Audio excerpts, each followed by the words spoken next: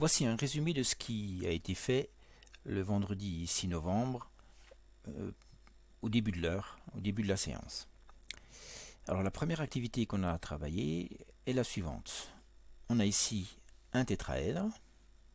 Alors je vous rappelle que tétra, ça veut dire 4, hein, donc c'est une figure à 4 faces. On pourrait aussi dire que c'est une pyramide à base triangulaire. Donc un tétraèdre. Et dans cet tétraèdre, on a I milieu du segment AB, J qui est un point, alors I milieu, non pardon, I un point sur le segment AB, J un point sur le segment AC, K un point sur le segment AD. Je construis ici le point d'intersection de la droite IK avec le côté BD, KJ avec le côté CD. Alors c'est bien coplanaire, hein, puisque par exemple K, J, C et D sont tous les deux situés dans le plan ici défini par les points ADC. Donc j'ai ici 3 points. Et la question est, est-ce que les points E, F, G sont alignés? Alors sur le principe, voilà comment on a corrigé les choses. On va travailler sur 2 plans importants. Le premier plan qu'on va utiliser, c'est le plan EJK. Si je regarde le plan EJK, de manière assez évidente, puisque le point G appartient à la droite IK, eh bien, le point G appartient au plan IJK, plus que le point F appartient à la droite JK, il appartient aussi au plan IJK, et puisque le point E appartient à la droite IJ, il appartient au plan IJK. Donc on a 3 points qui sont dans le plan IJK. Ensuite, le deuxième plan que je vais considérer, c'est ce plan ici. Alors j'essaie de faire ça proprement, mais c'est pas évident. BCD. Plan BCD. Bien sûr, on regarde. Le point F, il est sur la droite CD, donc il est sur le plan BCD. Le point G, il est sur la droite BD, ici. Hop. Donc il est sur le plan BCD. Le point E, il est sur le côté BC, donc il est dans le plan BCD. Et bien, finalement, mes points E, F et G, ils sont d'une part dans le plan BCD et d'autre part dans le plan IJK. Donc ces points, ces 3 points, sont dans l'intersection de ces 2 plans. Or, qu'est-ce qui peut se passer pour 2 plans? L'intersection de 2 plans, alors ils sont forcément séquents puisqu'ils ont déjà des points communs. Et bien l'intersection de 2 plans, ça peut être un plan complet s'ils sont confondus, ce qui n'est pas le cas ici. Mais la deuxième solution, 2 plans se coupent suivant une droite. 2 plans se coupent suivant une droite, que je vais appeler ici par exemple D. Voilà. Et bien mes points E, F, G qui appartiennent à l'intersection des 2 plans appartiennent à cette droite D. Donc les plans E, F, G sont alignés puisqu'ils sont sur une droite. Donc l'affirmation était vraie. 3 points alignés dans l'espace, souvent on démontre ça en démontrant que ces 3 points se trouvent sur l'intersection de 2 points. Voilà, qu'est-ce qu'on a fait ensuite? Alors allons-y. Hop. Il me faut ça. Voilà. Section d'un cube par un plan. On a travaillé, c'est la correction de certains exercices du dossier 9. Alors, qu'est-ce qu'on a là? Voilà. On a un cube. Et puis on a ici un point P. Attendez, hop. Un point P ici sur le côté l'arête F, un point Q sur l'arête G, un point R sur l'arête BF. Alors bien sûr, hein, il faut avoir regardé avant la vidéo que j'avais indiquée, qui donne des explications assez claires. Mais l'idée, c'est quand même d'imaginer qu'on tranche le cube suivant le plan PQR. Et là, on est dans une situation très facile. Si on tranche le cube suivant ici le côté sur la face du dessus, la face E, F, G, H, le cube va être, la tranche du cube va être comme ça. C'est-à-dire que l'intersection du plan PQR avec la face du dessus, c'est ce segment-là. C'est assez facile. L'intersection du cube de cette face, pardon, ici, avec le plan PQR, ça va être ceci. puisque R et Q sont dans le plan PQR et ils sont sur la face. Et même chose pour ce côté-là. Donc là, c'est assez facile. On a une section qui arrive assez vite, assez simplement. Voilà la section. Alors, bien sûr, il faut bien comprendre ce qu'on fait. On va chercher l'intersection du plan avec toutes les faces du cube. Or là, il n'y a que cette face-là, qui a une intersection avec le plan PQR, cette face-là et cette face-là. Les autres faces n'ont pas d'intersection. Par contre, ce qu'on pourrait voir, c'est ça. C'est que si, ici, je prolongeais la droite PR, ici, la droite AE, ici, j'ai bien deux droites coplanaires qui se coupent. Alors coplanaires parce qu'elles sont toutes les deux dans le plan ABFE, ici, hein, le plan de gauche du cube, on va dire. Donc j'ai un point d'intersection. Donc on voit que le plan EHDA, il y a aussi un point d'intersection avec le plan PQR. Mais en fait, il ne nous intéresse pas. Parce que ce qu'on veut, c'est l'intersection, non pas avec les plans complets, mais seulement avec les faces. Et là, effectivement, on ne veut que l'intersection avec les faces. Si ça sort des faces, on peut très bien avoir un point d'intersection, mais il ne va pas nous servir pour la section. Voilà, donc on imagine qu'on a tranché le cube suivant le plan PQR. Imaginez un cube en bois, vous avez une scie circulaire, et vous tranchez suivant cet angle, cette coupe, voilà. Donc c'est des choses que vous avez déjà sans doute déjà vues au collège. Alors si je regarde la section 2, vous allez voir que c'est un peu plus compliqué. Parce que certes, je peux ici, comme tout à l'heure, faire cette section-là. PQ, c'est-à-dire que le plan PQR coupe la face du dessus suivant le segment PQ.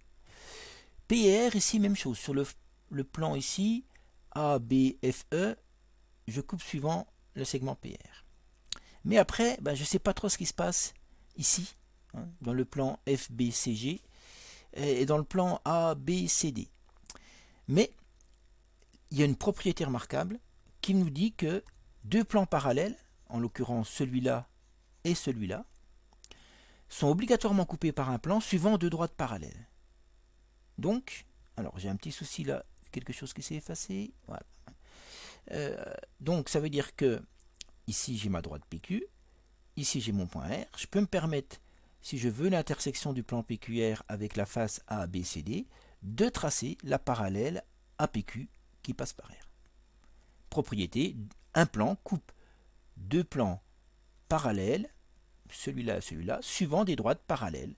Parallèles ici, donc forcément ici c'est parallèle.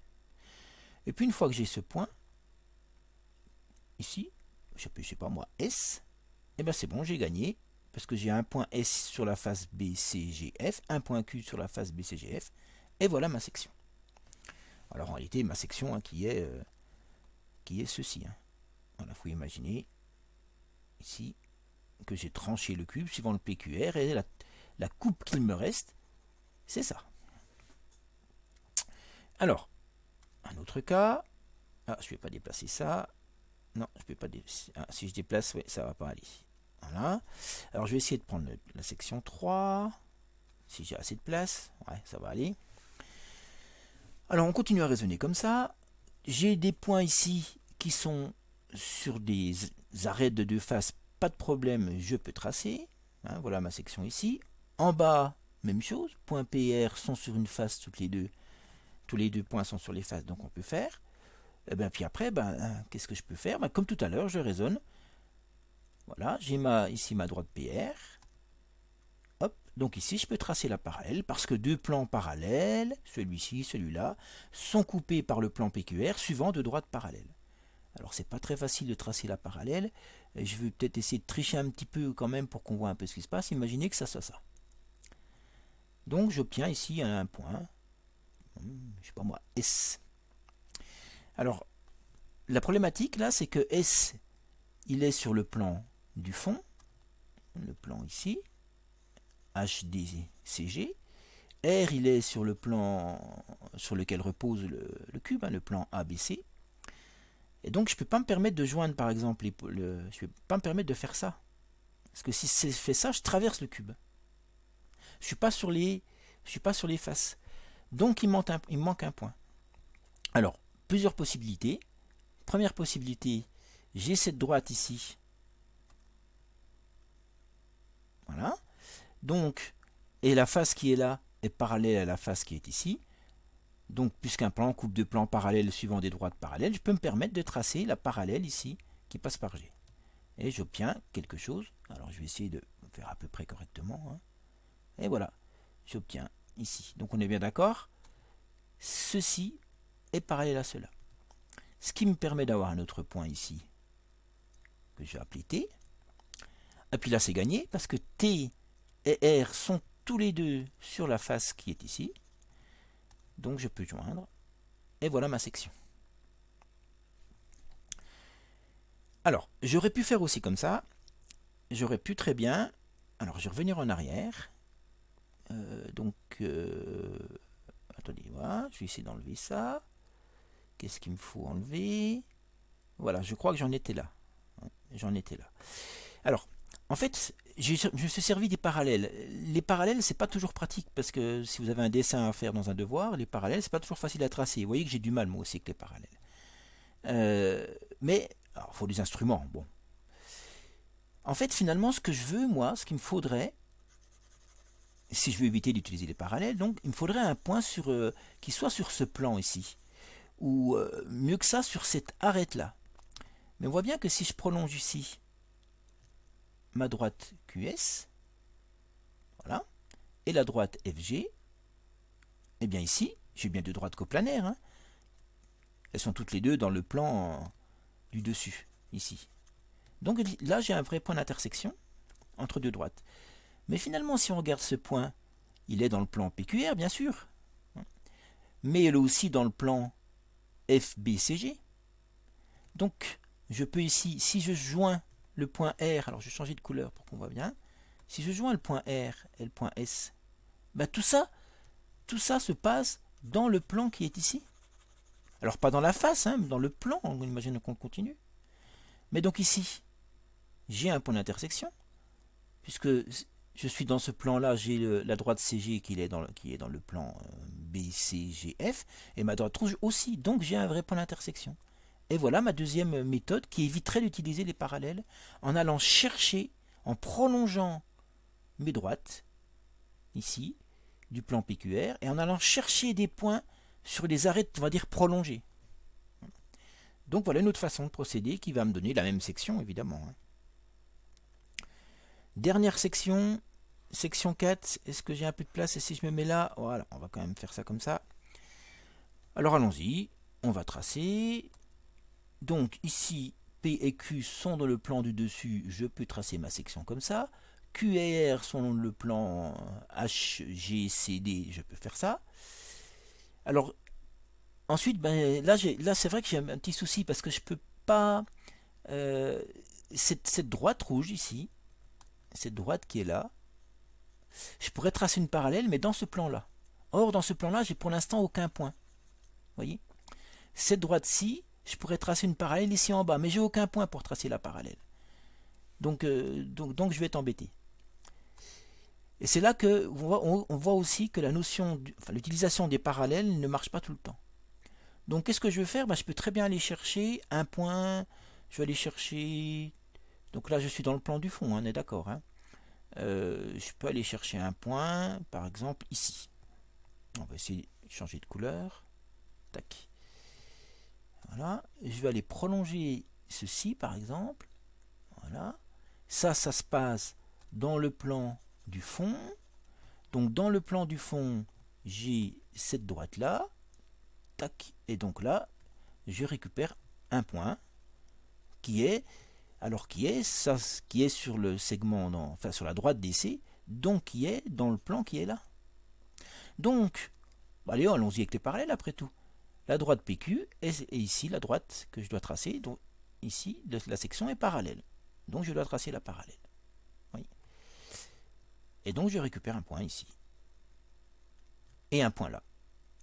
Donc vous voyez, j'ai déjà une partie de la section. Ah, et puis regardez, si j'ai ce point, ici, dans ce plan-là, j'ai un point ici, un point là, ils sont dans le même plan, hein, sur la même face, et voilà ma construction qui continue. Hein. Et puis donc, allons-y avec les parallèles. Si je regarde ce plan et celui-là, ils sont parallèles, donc la section doit être parallèle, je dois tracer la parallèle ici. La parallèle AR, je sais pas moi, U, hein, qui passe par P. Voilà. Alors si je me suis pas... Et puis dernière chose, j'y suis presque, j'ai ce point et celui-là.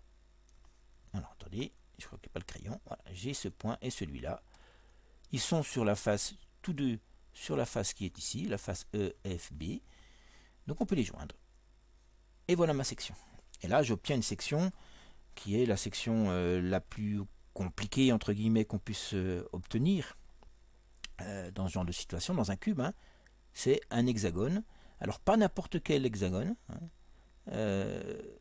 C'est un hexagone qui voit ses côtés opposés parallèles. Ce qui n'est pas une généralité sur les hexagones. Donc on est bien d'accord que ce côté-là est parallèle à celui-là. Celui-ci, alors attendez, celui-ci, excusez-moi, je me suis peut-être trompé, parallèle à celui-là parallèle à celui-ci, et celui-ci parallèle à celui-ci.